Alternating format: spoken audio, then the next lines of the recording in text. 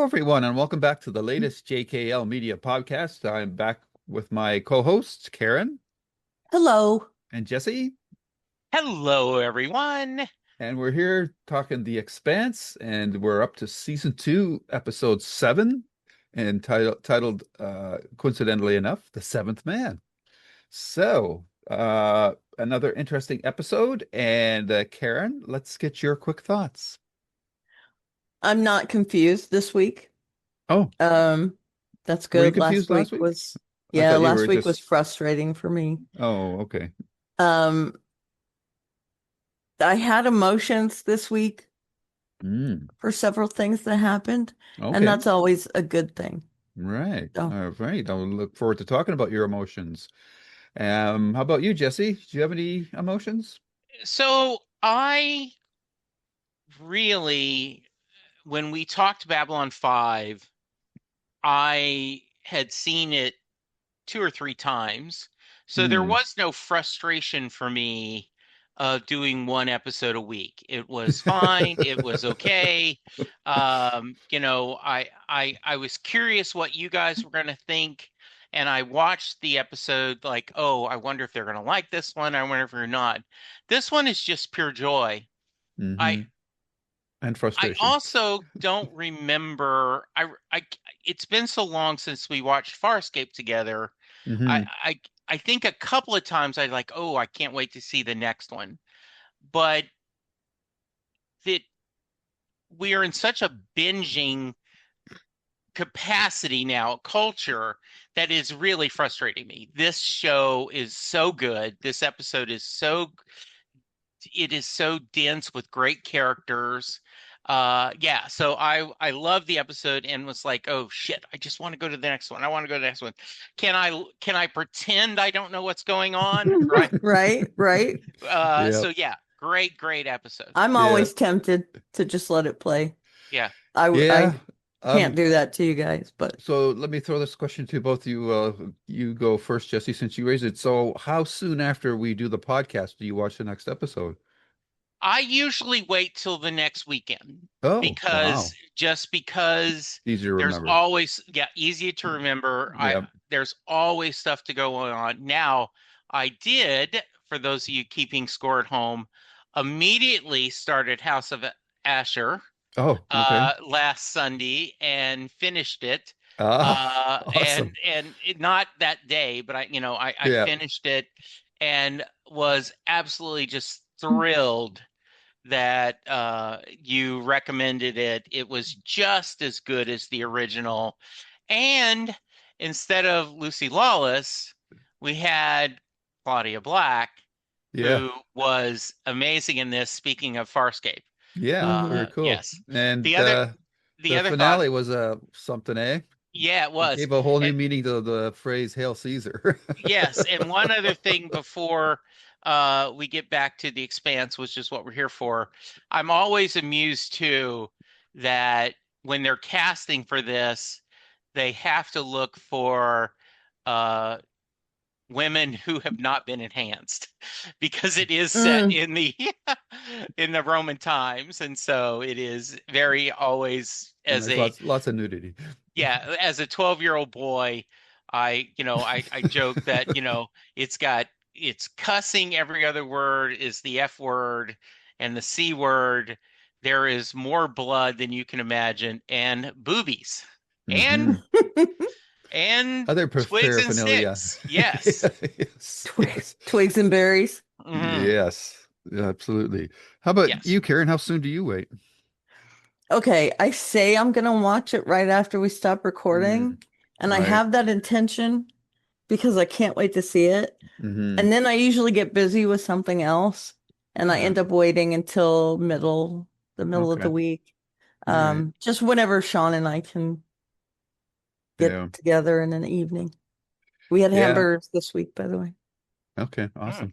Yeah. delicious. I actually usually do watch it the same day, usually at night or something like that. But I, of course, can jump ahead and pick out certain moments. And I've kind of done like the YouTube, they have Asher's or Asher's uh Bobby's best moments or drummer's best moments, and I kind of watch those montages and go, oh yeah, that's going to be awesome when they get to see those scenes. So I'm looking forward to when we get to it. But let's get back to this episode.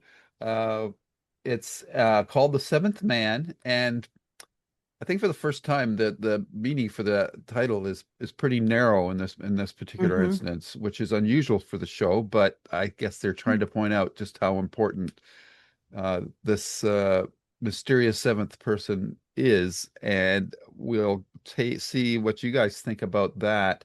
Um, Again, kind of a transitional episode.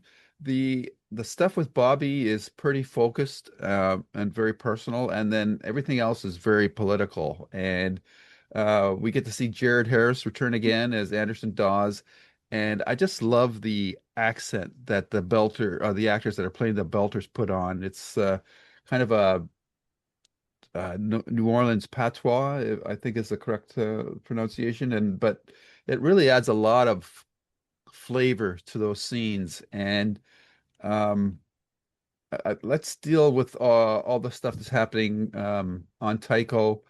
We've got all the characters there. Anderson Daw shows up, and there's a lot of jockeying for position, I guess you could say, going on there. And um, I think that Karen, it's curious when you see these fictional political uh, moments going on in a series, it's hard not to try to translate it to what's going on in the real world today. So I'm just curious what you thought about those scenes, and just roll with whatever you got. And Jesse, feel free to jump in at any point if you feel like it. Sure. Yeah, I always compare it to what's happening in the real world. You can't help it. Especially with things being so heightened now. Hmm. Um, but in this case, it doesn't really apply to what's going on right now in the world. But it's one of those things that, like, if you fail to listen to history, if you fail to learn from history, you're doomed to repeat it, right? Hmm. It's happened over and over again, with the intrigue and all that. I also love their accent. I think it's a cross between a Latin-based language and a Romance language. It's got hard edges, but it's also that Creole kind of Hmm. I don't know, rhythm, I guess. And I really do like it. Anderson's in particular. Um, and I think there was a lot of maneuvering and manipulation in this episode. And this episode could have been titled Manipulation because that runs through all the stories. Hmm. Uh, and Anderson, I love his character first and foremost, but he is a character that one could at least at times hate. And in this episode, he runs the gamut. Uh, I think he tries to see what he can get away with Holden. And poor Diogo, um, you know, I think he is much more happy with how things turned out than he should be. He's very naive. And Dawes outmaneuvered him. He couldn't outmaneuver Holden. I do think that's what that was about when he goes to see Holden and Hmm. Naomi, that he's testing the waters to see if he can use him in some way. He compliments him that, he's inspired more than he knows and all that stuff. And so um, I got that feeling. I don't know if you did too, Jesse, but man, I really do love his character, and Harris is amazing. Uh, as usual, I mean, I loved him in Fringe, as I've said before, and loved to hate him in Fringe, essentially. And he's great in this as well. And Mhm. Also good in Foundation. oh yeah, but he is crazy good in this, and yeah, I just the storyline is very intriguing. And by the end of the episode, I was like, you know, uh, uh, we have talked about the protomolecule falling into the wrong hands, and uh not Cotillard, cortisone, not cortisone, Cortazar. Cortazar, yeah, I had them mixed up. Cortazar is close. I mean, I think he probably knows how to manipulate, get his hands on, figure out what to do with it. And, Anderson definitely sees that. And so now he has this ace in the hole. And I think that Fred made a mistake by talking to him and letting him in on this secret because this is his opportunity. And it's just such a mess of things that's going on in this. Yeah, one of the things that I specifically about Dawes is I so hope the show gives us Dawes and Christian interacting together Mm. because in a lot of ways I feel like they're two sides of the same coin. Hmm. Hmm. One for Belters, one for Earth. Yeah. Um, I I thought a little bit, and I am not the most experienced Shakespeare person, but even I, a casual, I come not here not to praise Caesar, right? Hmm. But Hmm. the manipulation, the well, this they're both right, and they're good, and they're just he is so good at playing the crowd, uh, and you know, I, I grew up in Louisiana where Huey P. Long was considered this amazing, politician. Uh, but, you know, and if you read biographies of him, if he had not been assassinated, there was a good chance he would have been king. I mean, president, but would have wanted to be king. Hmm. I'm thinking of a song, Every Man a King, right? Hmm. Uh, but he stole with both hands, but he gave back as well.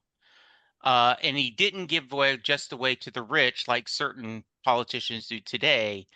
He would have made sure there were bridges built, there were roads built, there were the charity hospital, there were things he did. Horrible, horrible person. I'm not praising him. I'm just saying he was really good at manipulating people and stealing. So is this guy, right? He is really good at, and, because you saw the defense, right? Naomi goes, "Oh yeah." I mean, like he's like, "Oh, he's gotten rich stealing from us." Yes, and all that money went back to Belters. Well, I'm sure Hmm. not all of it went, right? Hmm. But at Hmm. least enough that there he is this kind of Robin Hood character, right? Robbed from the rich, I stole from the poor. Right. And so I love the character. I was really glad to see him back. Cool. Yeah, he was the driving force for me during all those scenes. Like of course the big public meeting scene between him and Fred Johnson uh, was interesting in the dynamics of, all the Belters they want to go to war basically, and the inner planets, Earth or Mars, which Fred Johnson, well, Mars and Earth, which Holden and Johnson represent, want to preach peace, or let's take a breath here before we do something crazy. And then that you can see the tension between Holden and Naomi when she tells him off for stepping in because he says, now you're making it look like the Earthers are telling the Belters what to do again. And Holden's naive idealism is kicking him in the ass again because he doesn't see it that way. He's just, he's just trying to do what he thinks is right. And from a very narrow point of view, it is, but Holden is not a politician, so Yeah. he's his own worst enemy at times. And so I found the dynamics of that interesting to watch. And that's the mark of this show that always impresses me because I'm not a political person by any stretch of imagination. And I usually find these kind of debates or these machinations just don't really interest me that much. Because I think it's all dirty pool on everybody's part, and I still think it is in this show too. But at least the goals of the parties is very clear, so I can relate to that. Where when it's just like you mentioned, Jiui Long, Jesse, if it's a person that's just trying to accumulate power and wealth, I find that those kind of stories really boring, which is often why I don't like or I'm interested in gangster type stories. Like, I know I can recognize that The Godfathers they're great movies, but the story itself just doesn't interest me Mhm. to a large degree. Um, and Yeah, can I go ahead, at please. least on that same point, we understand the motivations behind them and they are acting in a way that they think is right. Hmm. Whereas it's not just chaos and whatever as long as I benefit. Anderson isn't thinking about his own personal benefit. He's thinking about the Belters, right? Yeah, And Christian's thinking about Earth, the UN, and Bobby thinks about Mars and all that. So, uh, you know, I can appreciate that. It does make you invest in the characters more. yeah, yeah. Yeah, And and oh, uh and yeah, I you know, the way this show is telling us, um, similar to Hamilton, where the king, you'll be back, right? And Great Britain was the villain. And so to this show, the way they write, Earth is the villain. Even though I love Christian, but they have really their they have taken the Belters and Mars for granted from our point of view of what the show is telling us. right, right. Um, interesting ploy from that was brought up in the previous episode. And I want to get Karen. I'll start with you. Your thoughts on the whole point of keeping 30 of those missiles was revealed in this episode, and I'm I understand the political reasons behind it, but I'm pretty ambivalent on it from a character story point of view. What do you think about that? Yeah, it gave me the feeling that it was like, oh, this is going to be important. And now all of a sudden it's, hey, let's just give them back. I mean, that's where we ended up, right? That Hmm. Fred Johnson wants to give them back. So I guess he wants to make a statement that he's not trying to antagonize Earth.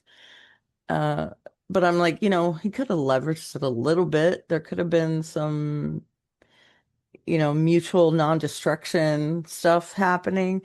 But I get it. I mean, where could they have gone with those missiles? It would have just been, the story would have turned to a war scenario if they used them in a different way.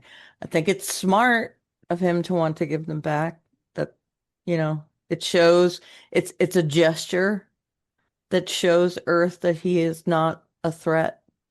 And he does need to clean up his image right now because, as Hmm. he mentioned in this episode, he's in a bad spot. All right, Jesse. Yeah, it's hard for me not to think of this in terms of, um, I am a casual sports fan at best, but I am a pretty major Dallas Cowboy fan. And so right now, free agency just started this past week, and the draft is coming up in April. And so there's a lot of discussion about trades and getting draft picks, and draft picks are capital in Yeah. building a team. So I thought of these missiles as capital. for a negotiation. Obviously, if you have to use them, you you have lost. So how are we going to do this? I think it was interesting. And so I don't know. It it does feel kind of we went through that whole drama of okay, we're going to get these and we're going to figure out how to do the kind of stop the self-destruct sequence and blah blah blah blah and oh yeah, here they are now. So it feels like wait a minute, there wasn't there more to that? This seems like a it it there's not a lot of dramatic tension like oh okay well this was going to be big now it's not so that's a little odd for me. I have faith in the show that Hmm. they may surprise me yet, but yeah, just right offhand I'm going well that seems a little weird. I also think it's a little funny talking about that there's just this happen to be the people in that room discussing. That isn't an official group, that isn't elected, representatives. That just they're going to decide everything all right there is just very, very. I was like, wait a minute, what? Who made them king? Yeah, yeah, it's very yeah. They take a lot upon themselves. I, for me, it was just a manufactured gesture of goodwill, Mhm. which undermines like publicly everybody's going to say, "Oh wow, this is great. Found these missiles and they gave them back to us." But he manufactured that, and Yep. Yeah. that just strikes me as insincere. Because Hmm. I'm trying to like this Fred Johnson character. He's obviously been given a bad rep, and yet when he does stuff like this, but politics is a dirty game, and the show is not shying away from that aspect of it. But I just found it, you know, disappointing that this is the manufactured gesture that Johnson was creating from this. Um, Another case of manipulation. exactly, and uh,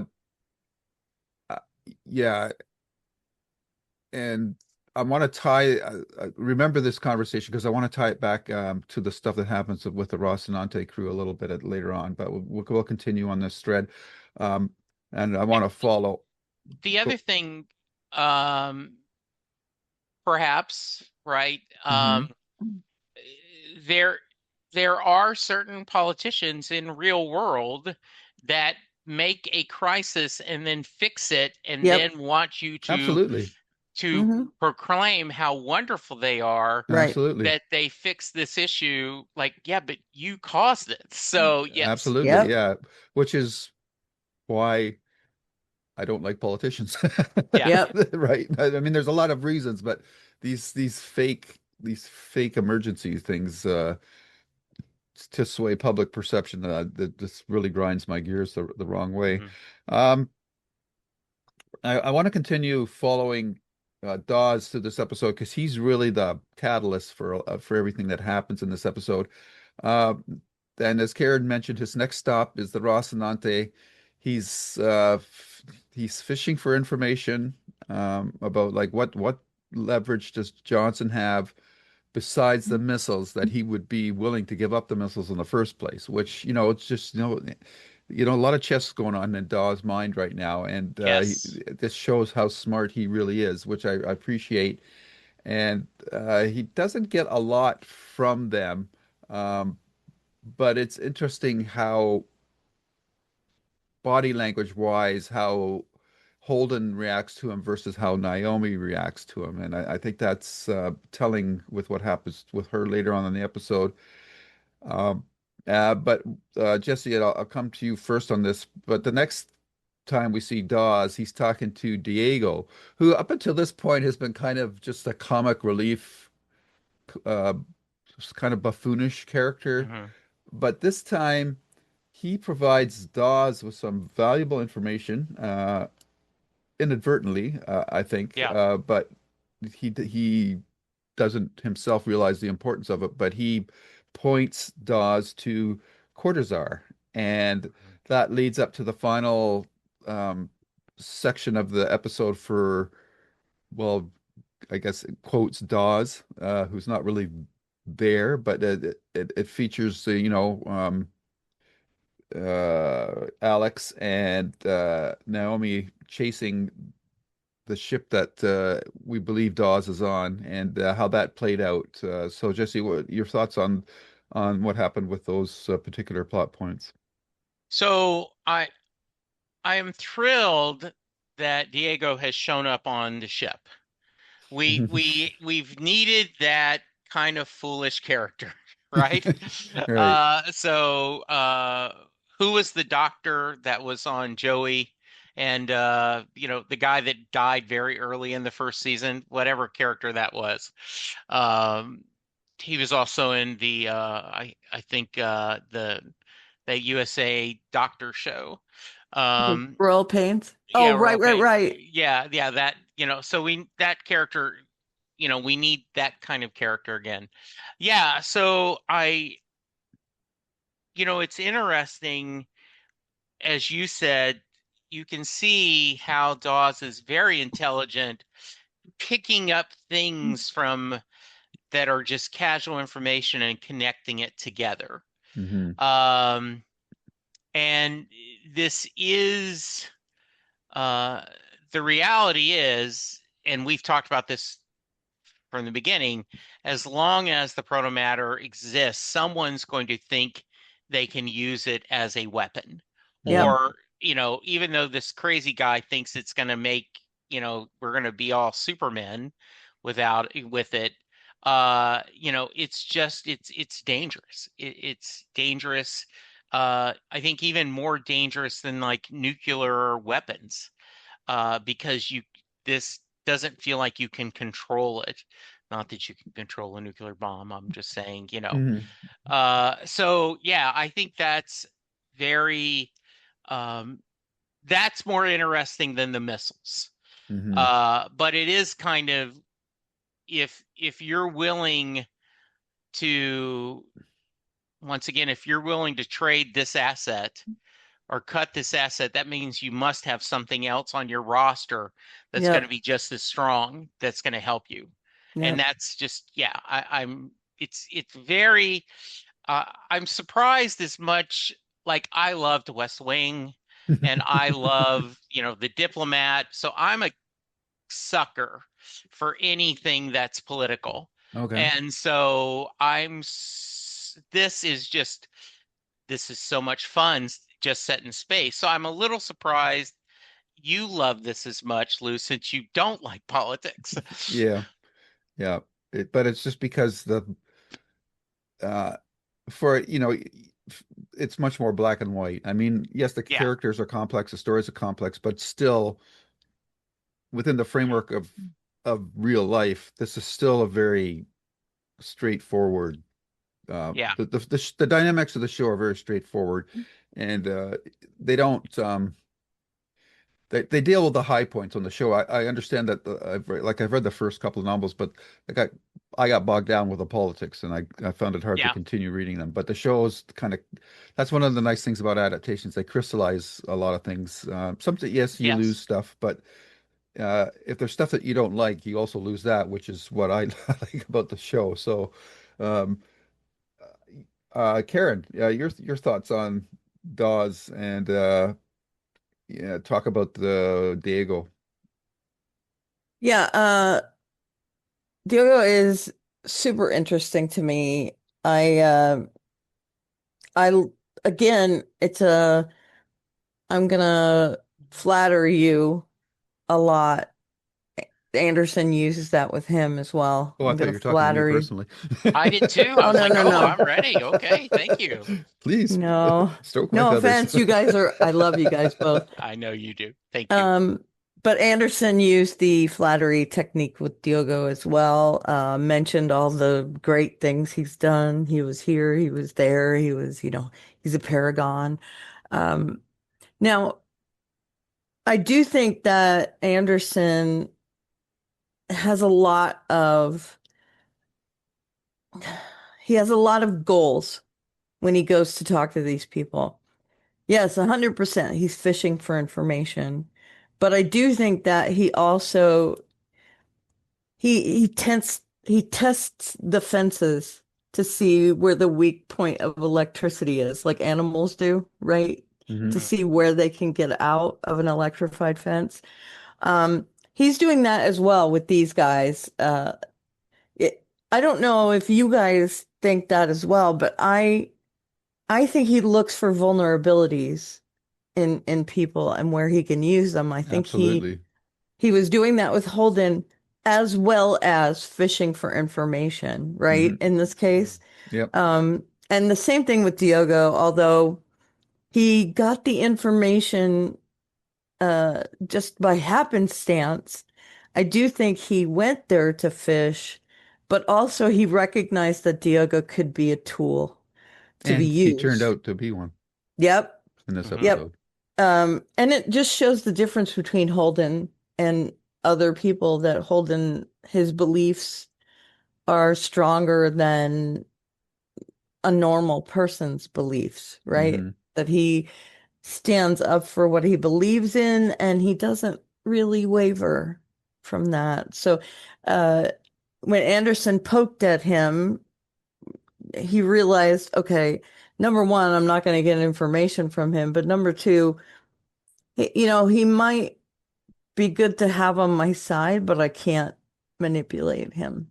Right. Um, so I do think it shows, two sides of that story of someone using other people, where Anderson really does seize upon that. And that was the part of the story that made me mad.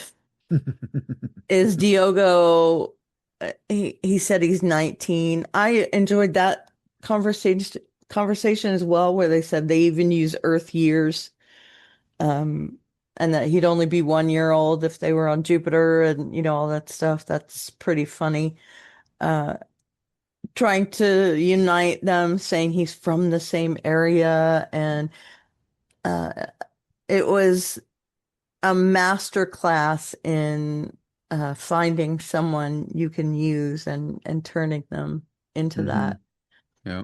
So Yeah. he is an amazing character, Anderson. Yeah.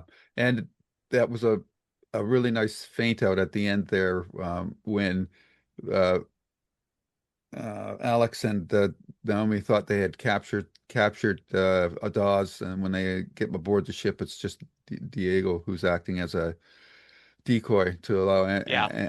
Anderson to get away. And I just I like the special effects shot there, with that short burst of the gun and then it hits the engine.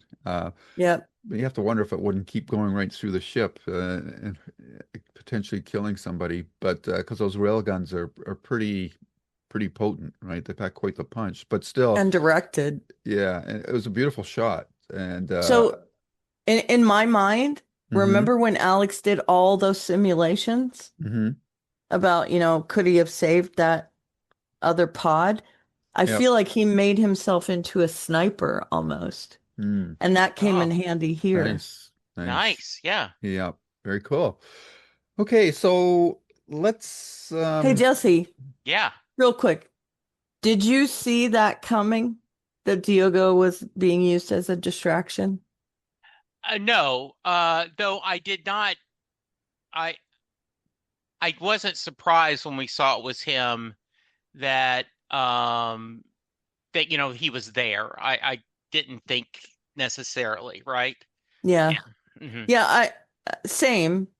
I wasn't Hmm. shocked that that was how it played out. I Yeah. had this feeling that there was going to be more to them stopping that ship, but Hmm. I didn't know what it was. I just Yeah. wondered if it was like a Yeah. sixth sense sort of Yeah. twist for you, and it wasn't for me either. Okay. But it was a cool maneuver.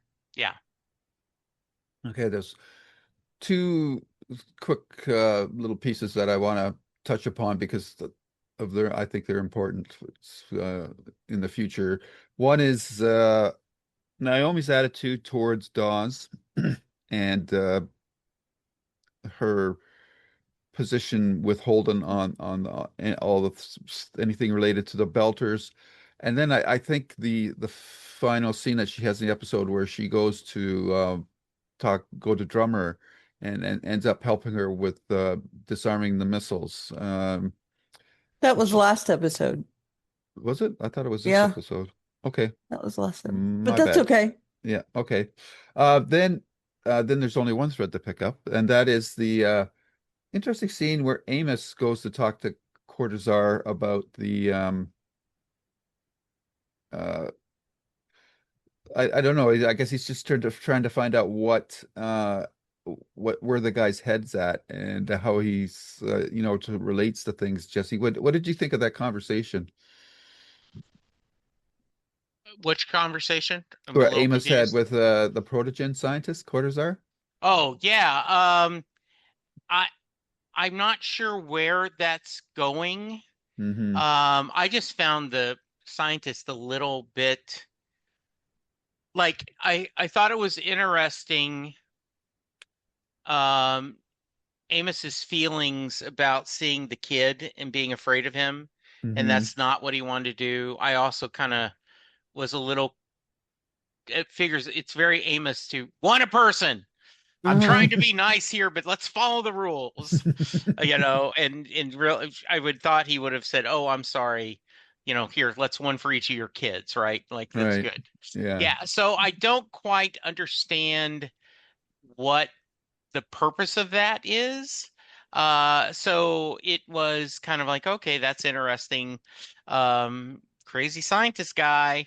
And because I still don't understand what the protomatter is going to do or what Mm. it would have done, right? Right. Yeah. Right. Okay. Karen, any thoughts on that scene? Yeah, I'm surprised that Amos had that reaction. We have talked several times about him being very black and white, and it shook him hard. Hmm. And I do think it's more of a PTSD response in regards to what happened when he was younger. And I honestly am very intrigued to find out more of his backstory. I'm hoping we get more backstory Mm. because I want to understand him more. Uh, I think that's going to help me figure him out. Okay. But yeah, it's interesting. It sounds like he wants to have that procedure. He wants to be severed in terms of like the show Severance. I feel Mm-hmm. like that's what he wants. Oh, very Uh, good. Very good. I like Mm. that. yeah, and I mean only severed. Yeah. He doesn't want to have the daytime personality. So yeah, I'm intrigued to see where that goes. Yeah, I'm just pointing out that scene because Amos uh so far on the show has been presented in pretty black and white, and that while that leads to some interesting and sometimes humorous dialogue situations with other characters, it there's also layers to this guy, and underneath it all, like his whole backstory that he tells Kodazar about, he's scaring a mother and child and being perceived as the monster. I think that's an insight into him that we should remember. And Okay. while Kodazar offers, it's a aim is you want to go through the same process that I did so you can purge your emotions, which is kind of like say, do you want to become a Vulcan, I guess you could say. Is I just putting it out there for you guys as a bookmark to keep in mind as the show goes forward. And Yeah, I feel like his black and white is manufactured. yes, Whereas like if you it's I've compared him to Drax mm, from Guardians of the Galaxy, but Drax is just that way. yeah, That's his personality. And I think that Amos has manufactured that black and white persona yeah, because of his youth. good read. It I like it. seems. I like Yeah. it. Okay. Good read. Okay, so let's turn to Bobby. She's been rescued and she's on uh the ship. I'm not sure which ship it is actually. It's not listing it here in the summary. But at any point, she's been rescued and she's being debriefed.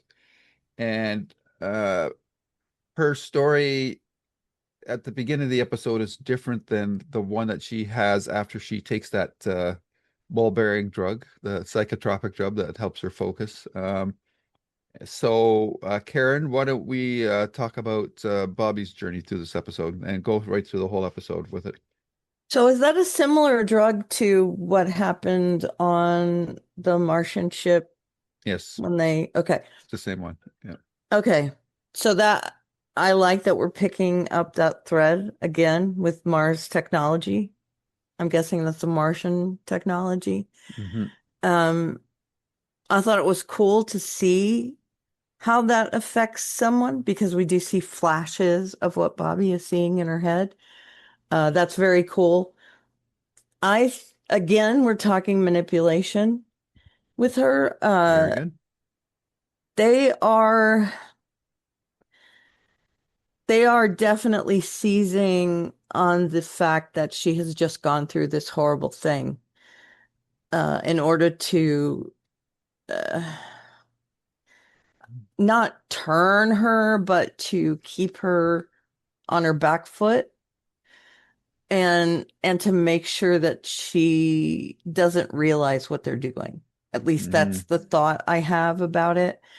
Uh, and they do tell her a lot of things that they want to be real. Hmm. I don't know if that makes sense. Yep. Like they want this point of view. They don't want to know that there was a drone. They don't care about her seeing the seventh thing. They don't care about her seeing the UN firing behind her. They try and convince her that didn't happen. That was all in your mind. You're remembering it wrong. Uh, and then, to send her to Earth. And again, we have the situation like Anderson with Diogo, where they are, on one hand, praising her, he gives her the Purple Heart and all that. And then they're saying, well, now you're going to be a tool for us Hmm. and you're going to say what we want you to say. But look, we're saying what a great person you are, and this is a reward. And then, but, caveat, do what we say. So again, I mean, if the title of this episode was manipulation, that would have been really cool. But I like that they chose the seventh man because it's showing how important that storyline is. Hmm.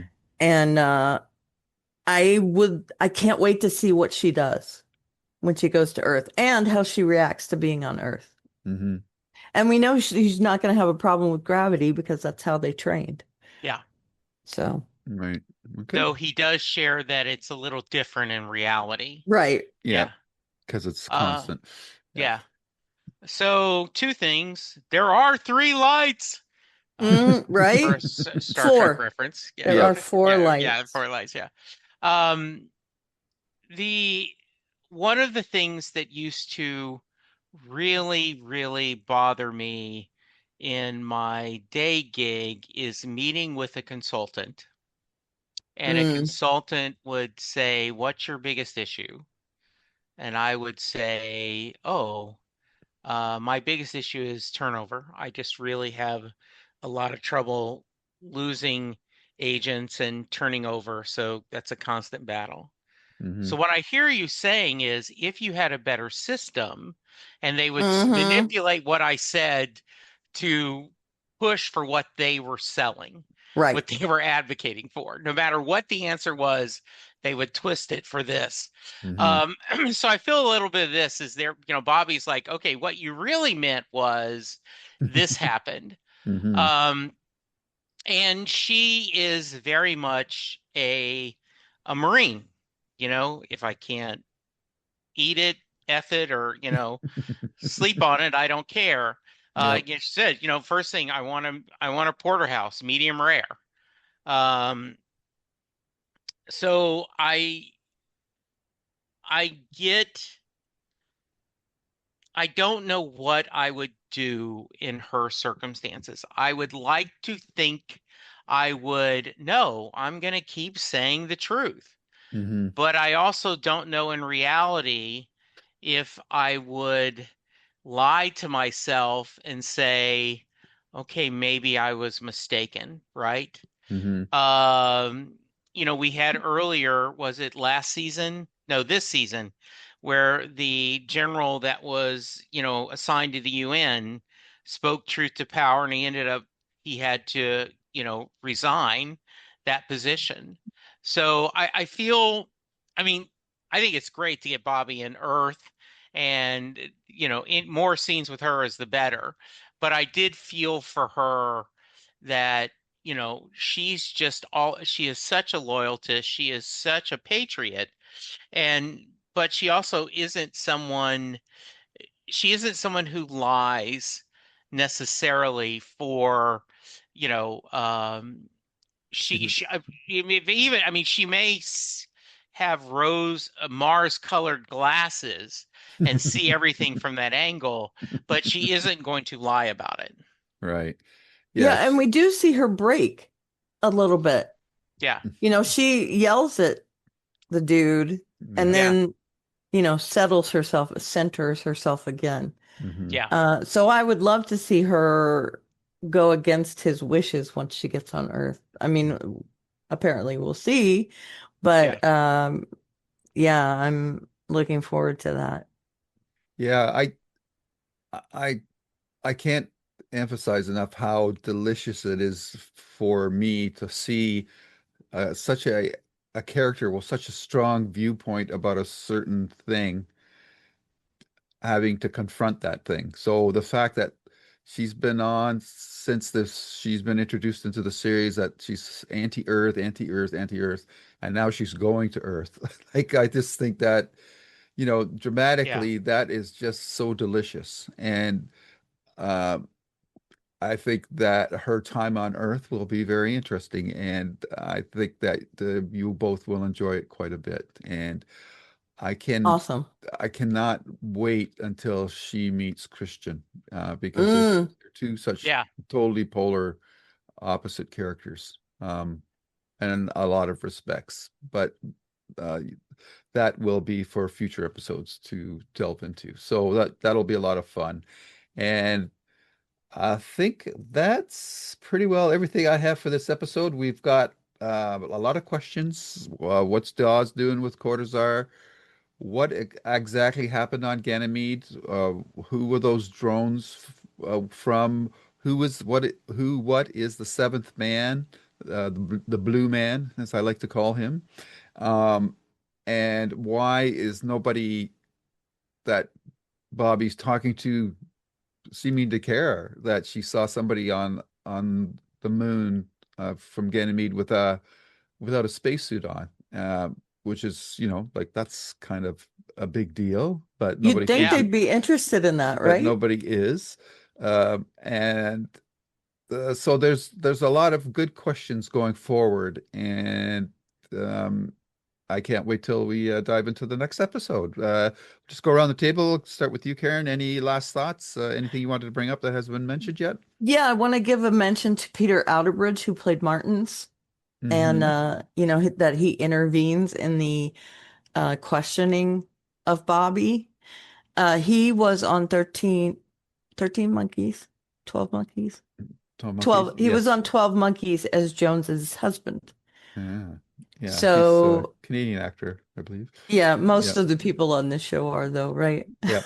Yeah. Um, yeah, I loved seeing him again. He's a good actor, and I thought he's one of those guys that, When you see him, you go, "Oh yeah, yeah, yeah, exactly. He's a good character actor, yep." and playing a completely different type of character from what I've seen.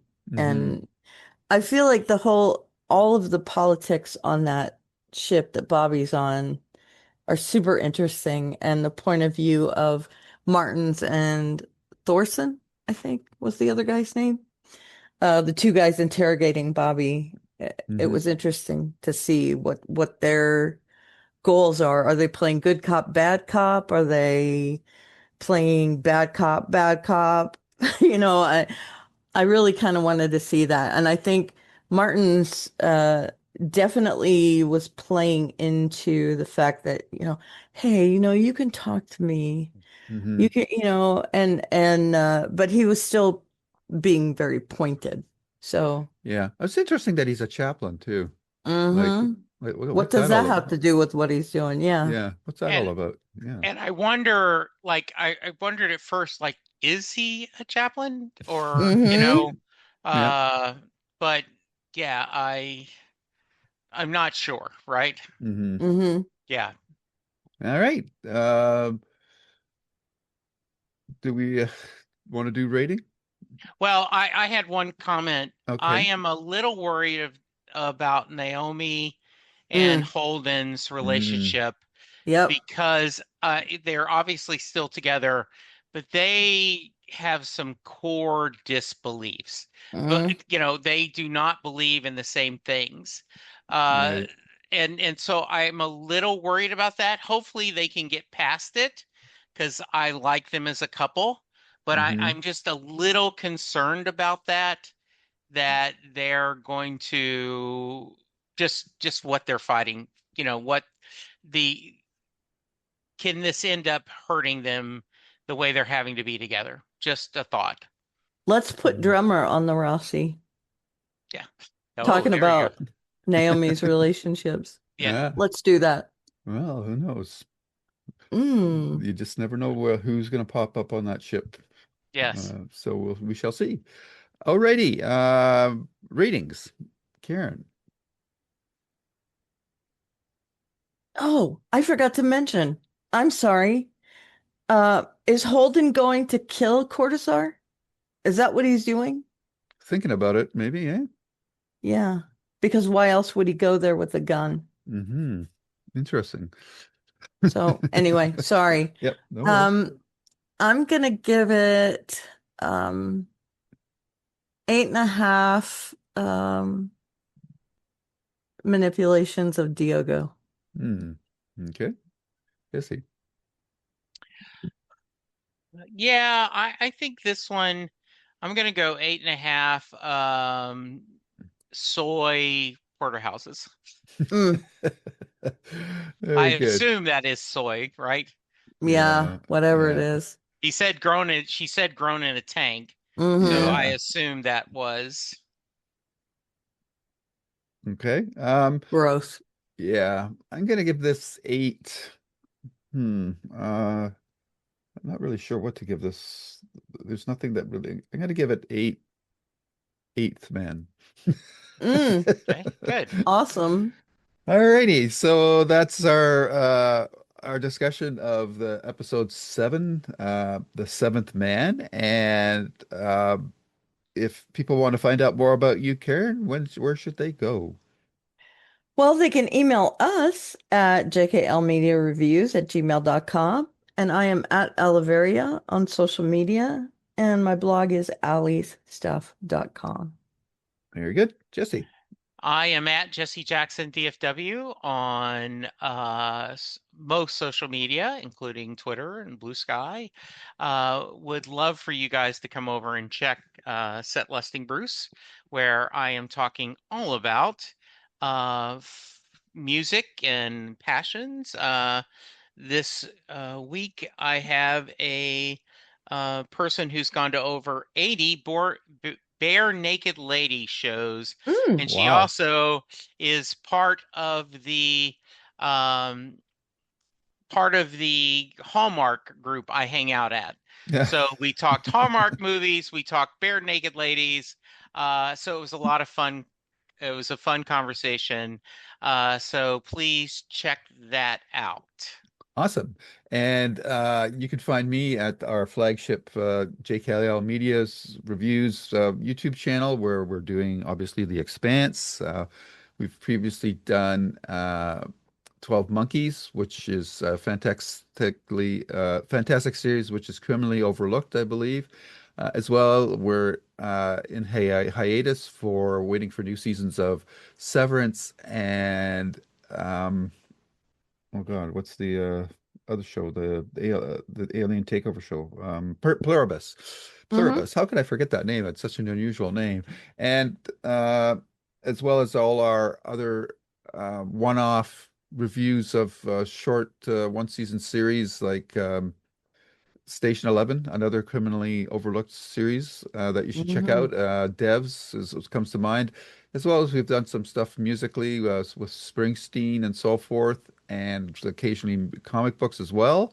On my home YouTube channel, Lou's Reviews, you'll find my interviews with writers and also our Stephen King podcasts, and we'll shortly be talking about the Running Man movie, and that episode will be coming forthcoming there. So that'll be a lot of fun.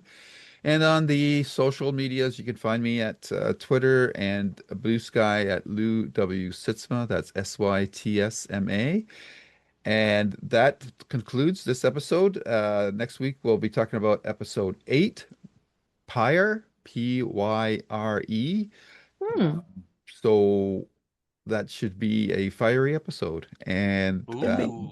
with I see that, what you did there. uh, with Hmm. that, uh, we're gonna shut this episode down. So take care, everyone. So long, and till next week. Bye bye.